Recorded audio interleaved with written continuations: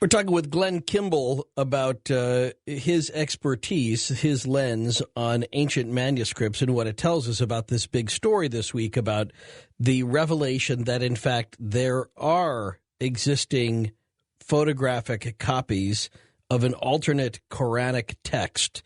We'll get into that coming up in just a second and what the implications are for academia, how hard it will be for this to be studied openly, according to critics. And I'll read you an interesting piece written about that, too, in just a minute. Great stories, by the way, on the website. If you go to coasttocoastam.com, you'll look for the link to the story about that UFO sighting in Turkey and watch that video. I think that that is got to be a separate upcoming coast-to-coast story. Seems like right now, Texas, Turkey, a couple other places in Europe, these sightings are coming with many more video and photographic evidence. What a difference it makes. And where would we be with this Quranic discussion if somebody hadn't had a microfilm and then not destroyed it? And we'll talk about that next on Coast to Coast AM. This is Ian Punnett.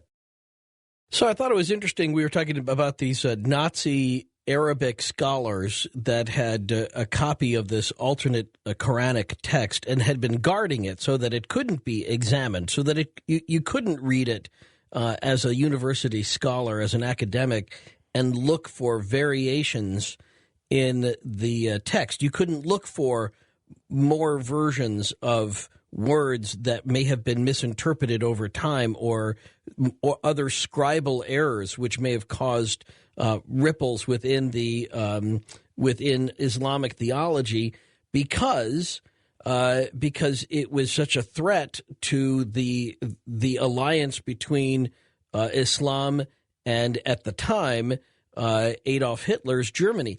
And I thought what was really interesting, Glenn, was that even after World War II, a lot of these original Nazi scholars remained in high academic positions throughout Germany, and they were still, seemingly because of this shared belief and anti-Semitism, they were still withholding what they knew or availability to these documents well into the 1970s.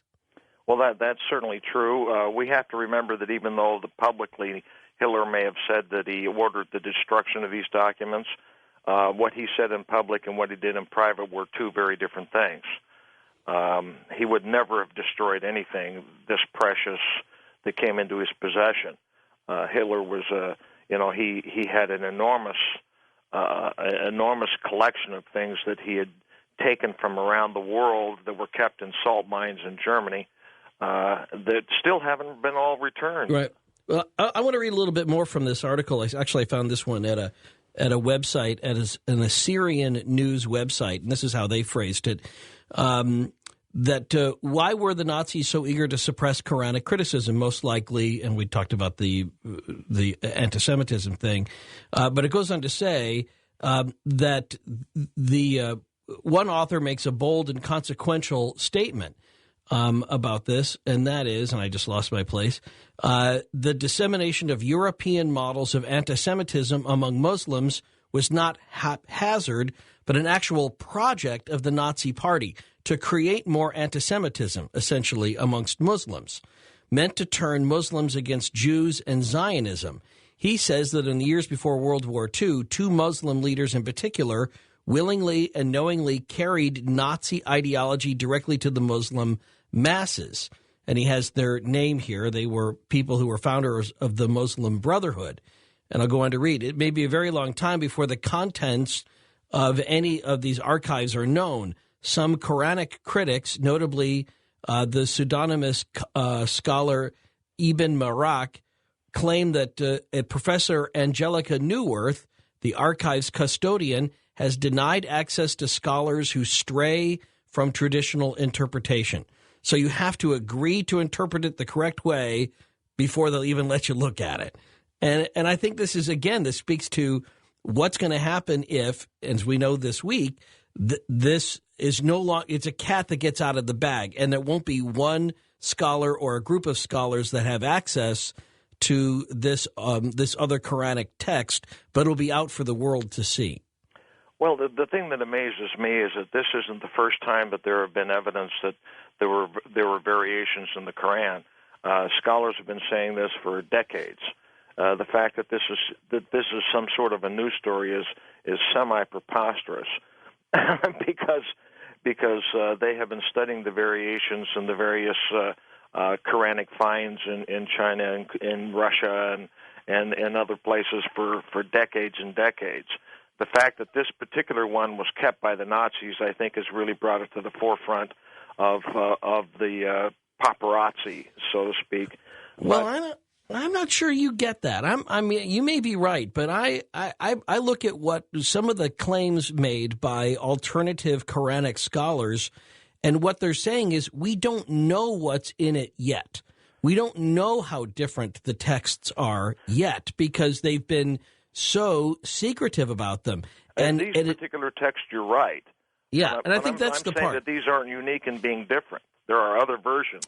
Right, but they may be so different, and the separation. Now, we don't know that. They could end up not being that way. But it seems the amount of effort that's been put forth by generations of Nazi-sympathizing scholars in Germany would seem to indicate that there's something explosive about it. That if there wasn't, why wouldn't they just have let it out, decades ago?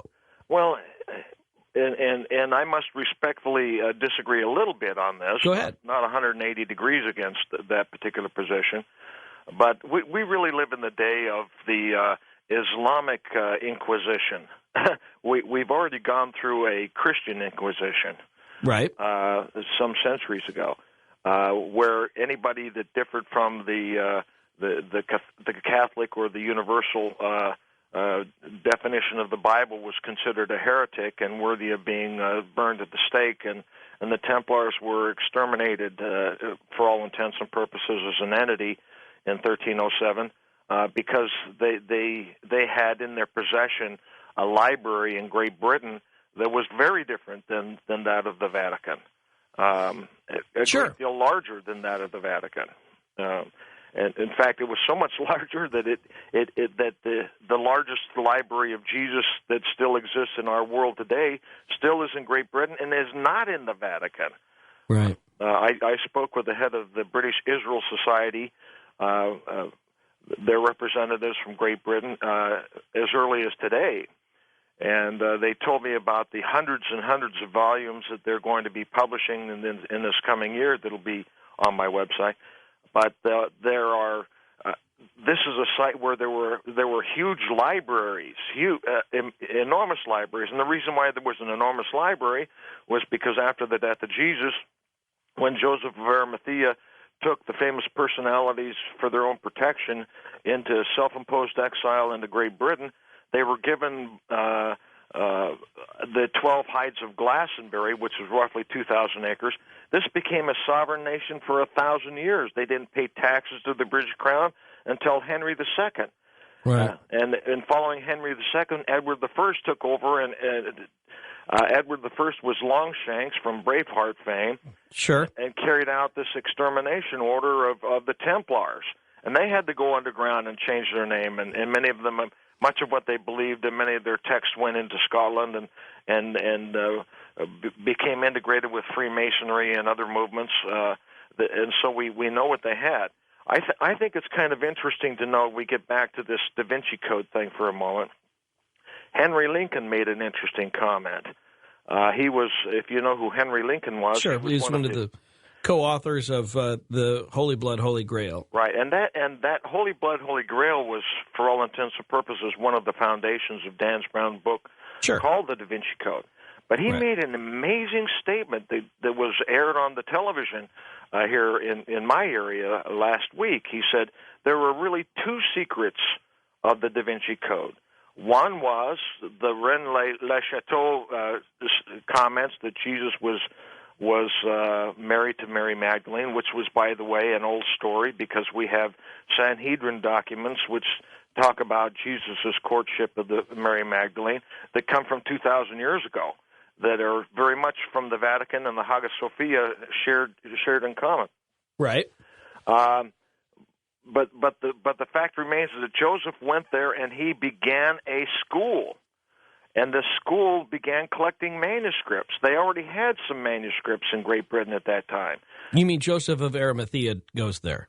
He goes there and he starts a school.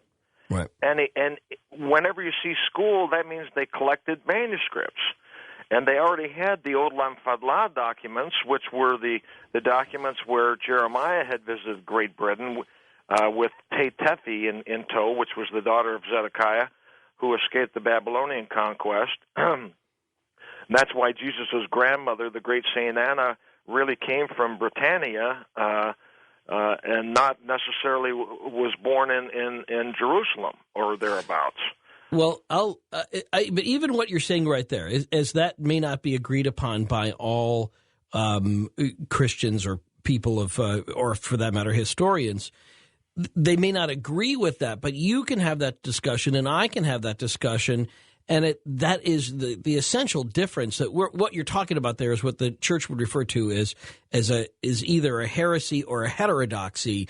You're talking about an alternate version, another version of the story. We have manuscripts to that effect. Oh, I'm with you, but my point is that that's so interesting because we compare that to the case here of this Quranic document, which is just resurfaced, and there is no allowed alternate version. In fact, even in discussing this one particular version of the Quran, which they have on microfilm, which just resurfaced this week, scholars have who wondered about what was on it would get fired.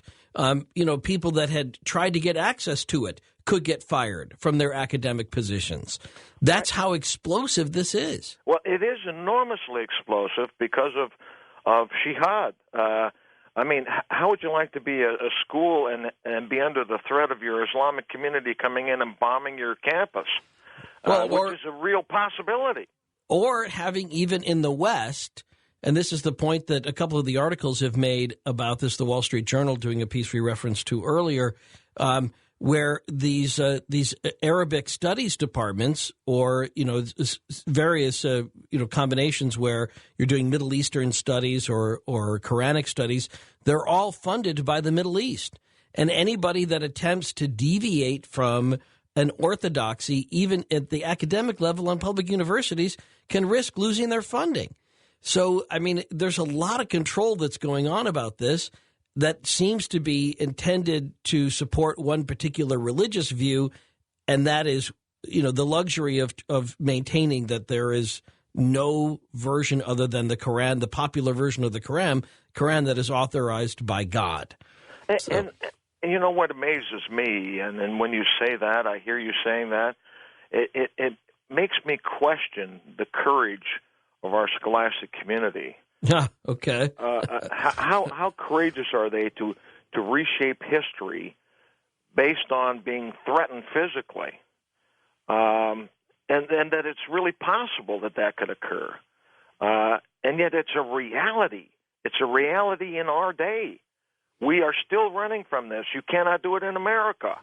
You can't go to Harvard University and say we're going to start this study and get funded or get the approval of the administrators or the dean of the department, because they don't want to have the Arabic community raise up and cause a problem on campus. Well, this speaks to another story, and it's pardon everybody for the sidebar, but I thought it was very interesting that one California university had been proposing that all of their staff, all their faculty and staff, sign a pledge which was one that would hold them to a non-judgmental position on beliefs. That is to say that not any one belief on campus could be promoted above any other. And the pushback that came from the faculty was, well, then this means that fascism or racism or sexism deserves as much time on the campus as any of these other belief systems. And the school says, well, we don't mean that. But, it just goes to show you that there is – it seems like there's some sort of scholastic cowardice that goes on at the university level in many cases, private and public, because there is a philosophy or a theology from the top at the university that they're trying to get the rest of the school to maintain for them. And that may not, it may be absolutely inaccurate, or it may be, that the beliefs of the university at the top are protecting something, and the rest of the faculty is going to have to go along with it or leave. That's absolutely correct. And there are other examples we can give of that very same phenomena. Under John Wesley Powell, who was commissioned by the United States government to go out and put together American history, for example, he took teams of archaeologists all the way from the Mississippi Valley all the way to the eastern coast of the Rockies, getting artifacts out of these mounds that were built. He got 12,500 of them, all of which he summarily destroyed on purpose to keep us from having to deviate from our customary versions of how America was discovered. It's amazing that this is an old story where we have been pushed and shoved into what we commonly believe is history, and there comes a point where academia becomes afraid, lacks the courage to discuss the truth. But it cuts both ways, and I'll wrap up this thought on this, that a couple of people have made the point that the Vatican was in dialogue with Islam, and there was to be a dialogue, a proposal to have a conference with all the Western religions.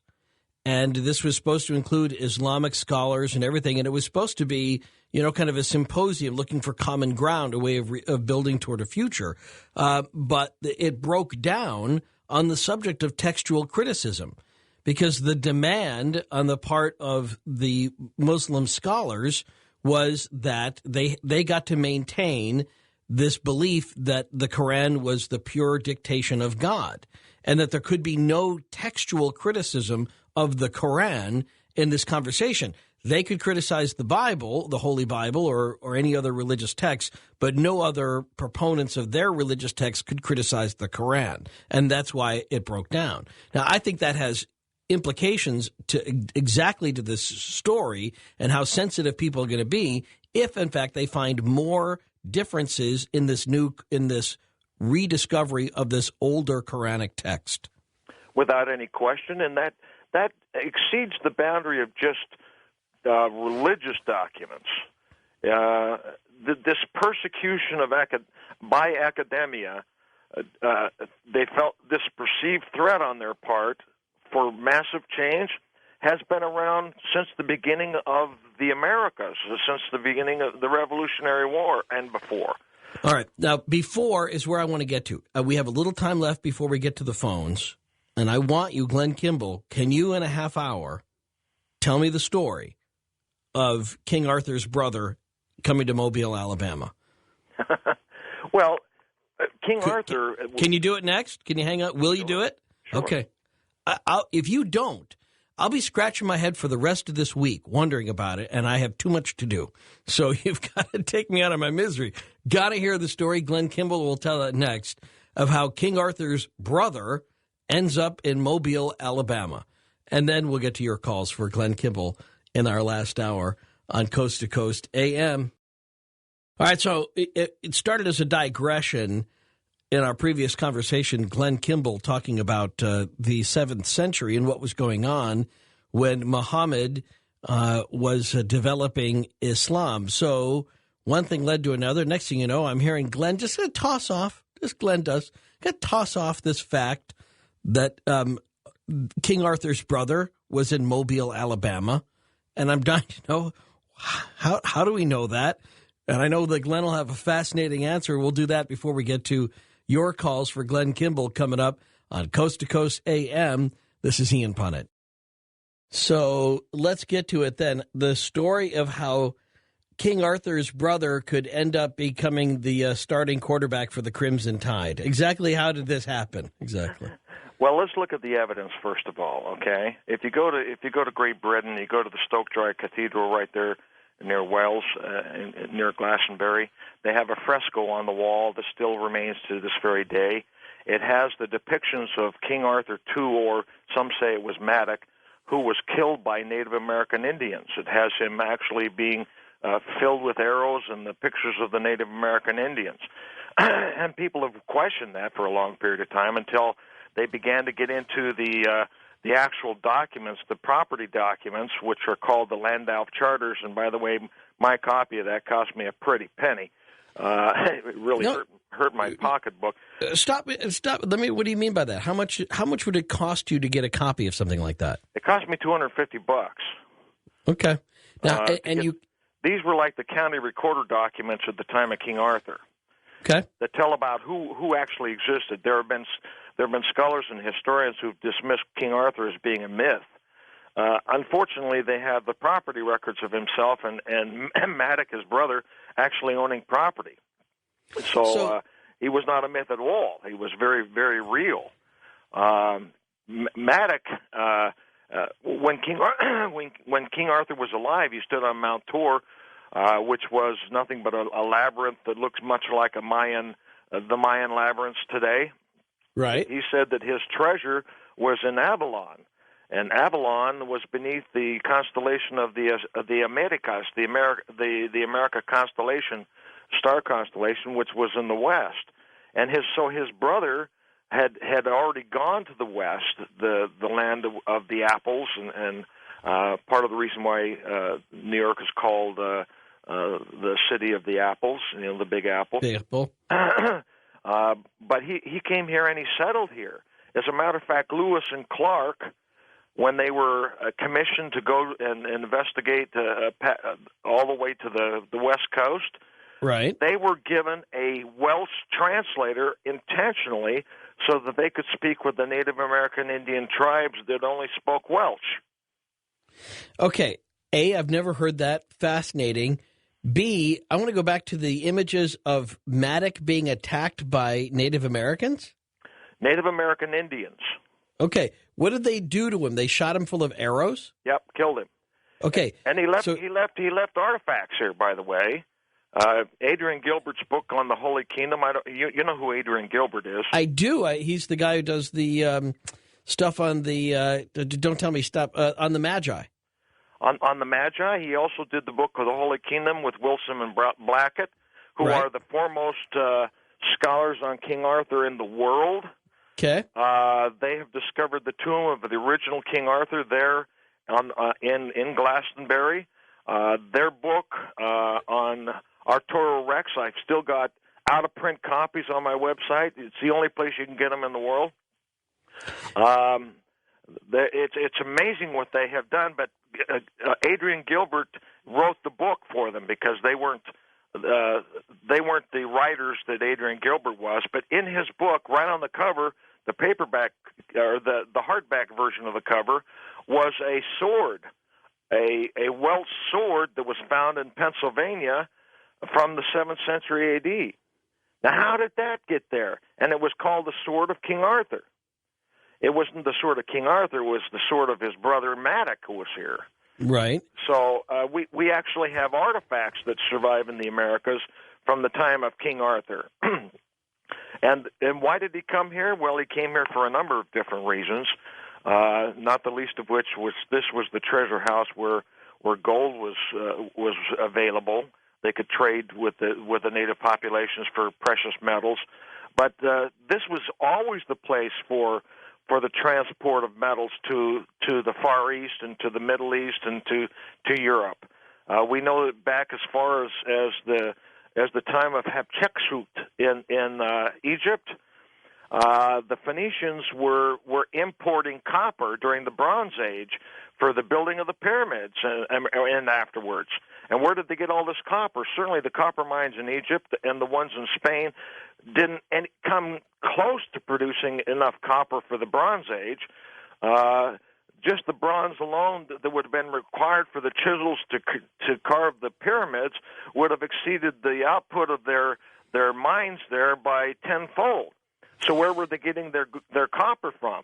Well, we know from reliefs on the walls at Luxor and places in Egypt that they were getting these skin ingots of copper from the Phoenicians, and the Phoenicians were getting them from Michigan. The copper mines in Michigan, as far back as 1,800 years B.C. So the Phoenicians were going to taking the St. Lawrence Seaway? They were coming up the Mississippi and going through the St. Lawrence Seaway. They were going both directions. That's why when Christopher Columbus came on the scene, he really had two objectives. He wanted to get a passageway to Cathay, but he also wanted to stop on. He had a map, by the way. Isn't it nice that Christopher Columbus had a map? Yeah. And in the middle of the map is a map of the Americas. I kind of figured that was kind of hilarious. But his second purpose in his own diaries was that he wanted to go to the land of the Garden of Eden.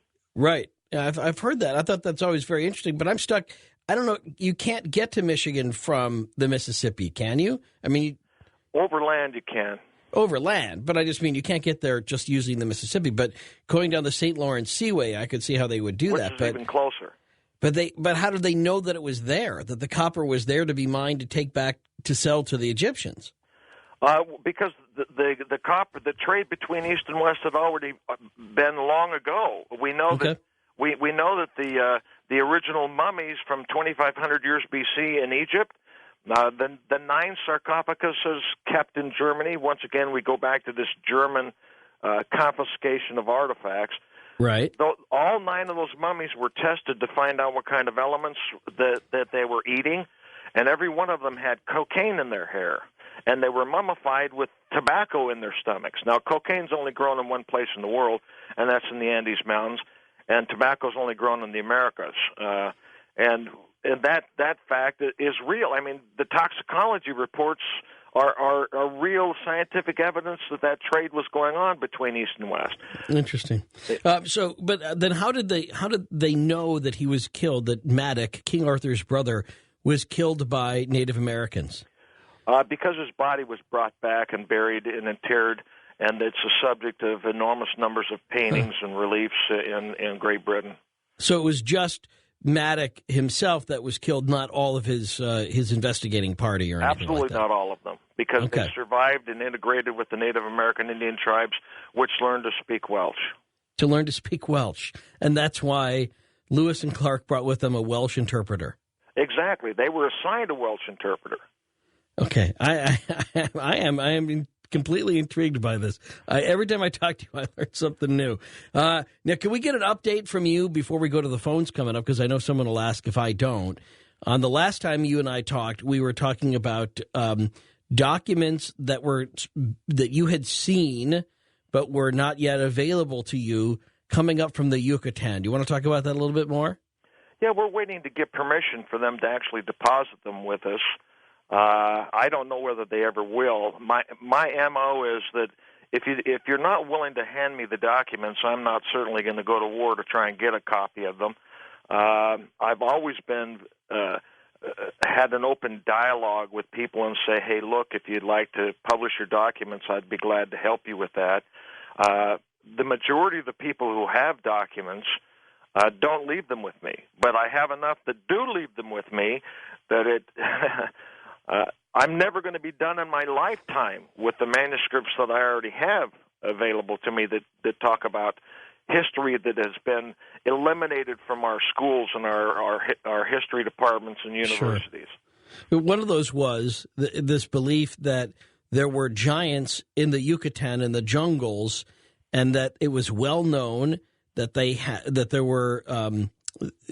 was going to be a photographs or a revelation that they were willing to make about these underground societies that exist in Mexico, right? Yeah, actually one of their messengers came right here to Arizona, and my son interviewed him. I wasn't here at the time. My son interviewed him. He was a representative of the 6 Mayan tribes that still exist in the Yucatan Peninsula. People say that the Mayans are extinct at the time, from the time of the Aztecs. They're really not extinct at all. They just went underground. They live in the ruins in the Yucatan Peninsula and into Central America. And there's also tribal groups that live in the ruins in Bolivia, Chile, and Peru. Red Elk is not wrong when he talks about the long walkers living in caves. I'm not sure that these were the caves, but they certainly were tunnels where people try and stay out of the view of ESPN or out of MSNBC. They don't want to get recruited to play basketball. Is that what you mean? Yeah, and I took pictures of myself alongside two of the giant mummies when I was in Lima, Peru. These two mummies were 9.5 feet tall. They had their golden crowns, which would have gone around my waist. Of course, I was a lot thinner then. It wouldn't have gone around my waist, maybe around my hand now. Right. But their cloak, their woven golden cloak or cape that they had, was 14 feet high. Their gloves had fingers that were 10 inches. Golden gloves, solid gold gloves. They were woven gold, so you could move them, but they were 10 inches long. I took pictures alongside these giant guys. They're mummies. So the fact that there were giants that existed in Central and South America is not an if for me. I've seen, in fact, those museums are still open to the public today. You can go down and take pictures today if you want to. I was just doing a little Googling while you'd mentioned that before, and so I was just kind of seeing whether there was other people out there that had made this connection on Lewis and Clark, very interestingly, again, Glenn, always fun to talk to you. That they referred to them as the Welsh Tribes, right? And they were looking for that at some point they thought Lewis and Clark might make a connection with the Welsh Tribes, but they have them listed as being in California, or at least the one place I went to said that they were in California. That's one of the places that they were located. Okay. There were Welsh tribes all across the Mississippi Valley, all the way west into California. Okay. And these Welsh-speaking tribes were not just isolated to California. I mean, and pardon me for this reference, but the proverbial Mormon pioneers had Welsh translators when they crossed from Illinois into Utah. Right. They had Welsh translators and spoke to some of these surviving Welsh Native American Indians. So when you're talking about the influence of the Welsh in America, it's certainly way, way pre-Columbian. Yeah, it sure is. I'm curious, too, about were there other records, Indian records, surviving that talk about the Welsh coming or King Arthur's brother? I mean, is there a corresponding version? Because that would have been a very early Western European exploration, right? I mean, if not the very first, it would have been amongst the first. Well, the Native American Indians that we know today weren't largely writers.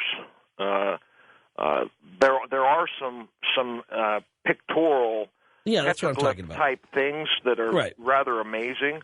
One of the petroglyphs that I saw was a Native American Indian tribe carrying what looked to me, for all intents and purposes, like the Ark of the Covenant, carrying it through into battle with them, with the cherubim on the surface of it, and it was absolutely amazing to me. Well, doesn't that go to the story that the Ark of the Covenant is in Arkansas? I mean, isn't that something you told me once? Yep, it sure is. Okay, and that's why we call it Arkansas, and that the Ark was brought there for safekeeping by whom? Well, the Ark was brought here by Jeremiah. Jeremiah, or the Odlam Fadlah documents. By the way, you can find Irish Prince Hebrew Prophet on my website, which is the documented evidence of what happened to Jeremiah. Jeremiah took the daughter of King Zedekiah for her own safety. You know, Zedekiah and his sons were all murdered at the time of the Babylonian conquest. He took them out of there. Jeremiah was the one who stood on the wall and said, "Repent, or we're all going to be destroyed." Ezekiel and Daniel all prophesied about that. Well, that happened, and he took the remnants to Great Britain for their safety. And that information is still in Great Britain, and the documents that survive in Great Britain are in this book, Irish Prince Hebrew Prophet, which is amazing. No. And what other, before we get to the phones, let me ask you, what other things are coming across your desk these days that you're looking forward to being able to publish on your website? Well, I'm just delighted to have the traditions of the early life of Abraham, which is the next things I'm going to be doing, all the writings about Abraham. Abraham is the connecting force, obviously, between all of the 5 major religions in the world. If you go back in the Old Testament, remember Hebrew means the descendants of the prophet Eber. Hebrew, Eber. He was alive just after the flood of Noah, and he had 2 sons. One was Peleg from the Tower of Babel, and he became the patriarch of Abraham, Isaac, and Jacob. But he had another son who was named Joktan. This is biblical. You can look it up in the Bible. Joktan went east to the larger populations of the world, which was China.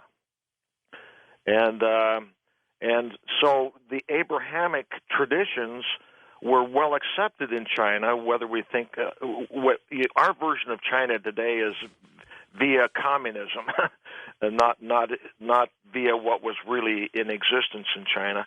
But Abraham is the guy who brought them all together, because remember that Brahma was the source for both Hinduism and for Buddhism. Brahma, who was Brahma? Well, Brahma had a wife whose name was Sarah, and Abraham was Brahma. And we have the text from very, very, very ancient scholars that talk about the early life of Abraham, and I think that this will be a way for us to amalgamate or to extend hands across religious traditions, all the way from Islam to Buddhism to Christianity and Judaism, and understand that we all had a common source to some. We've deviated. We all like to think we own history. We like to vindicate our own traditions, our own cultures, our own race, our own people, our own politics. But the reality is that we shared many of the traditions in common. Well, it'll be very interesting to see where we go when we get to the phone calls coming up in just a few minutes. As always with Glenn Kimball, you can ask about any of his work, and I know that there may be an update or two that I'm missing. I've asked for all the ones that came to mind with me, but I'm sure somebody will ask you about a past show. And then I'd love to get more questions, if I could, about this new Quranic text. I say newly available, thought once destroyed by the Nazis or Nazi-sympathizing academics in Germany after the war, but in fact was not destroyed. And a new version of this old text has become available, and scholars will begin to pore over it as it gets universal access for the first time ever, and we'll find out whether or not there are other disparities in other versions of the Quran, what that means to mainstream Islam, which maintains that the word of Islam in the Quran is the uncorrupted testimony, the recitation of the angel to Muhammad himself, and we'll have all sorts of different ways this last hour will go with Glenn Kimball next on Coast to Coast AM. This is Ian Punnett.